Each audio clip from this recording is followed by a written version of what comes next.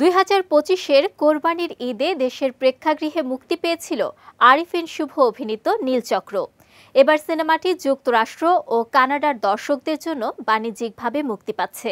Bioscope ফিল্মসের ব্যানারে 10 October দেশ দুটিতে সিনেমাটি প্রদর্শিত হবে। বিষয়টি সোশ্যাল মিডিয়ার মাধ্যমে নিশ্চিত করেছে সংস্থাটি। নীলচক্র প্রযুক্তি ও সামাজিক বাস্তবতার সঙ্গে সম্পর্কিত একটি উত্তেজনাপূর্ণ গল্প তুলে ধরে। নতুন প্রজন্ম বিভিন্ন প্রযুক্তির মাধ্যমে বিভিন্ন ফাঁদে পতিত হচ্ছে, যা তাদের ব্যক্তিগত ও সামাজিক জীবনে জটিলতা সৃষ্টি করছে। প্রযুক্তির ফাঁদ এবং মানুষের জীবনযাত্রার উপর তার প্রভাবই সিনেমার মূল কাহিনী। সিনেমার চিত্রনাট্য রচনা করেছেন নাজিমুদ্দৌলা, যিনি নির্মাতা মিঠু খানের সঙ্গে যৌথভাবে কাজ করেছেন। সিনেমায় আরিফিন শুভ আইন প্রয়োগকারী সংস্থার সদস্য ফয়সাল চরিত্রে অভিনয় করেছেন।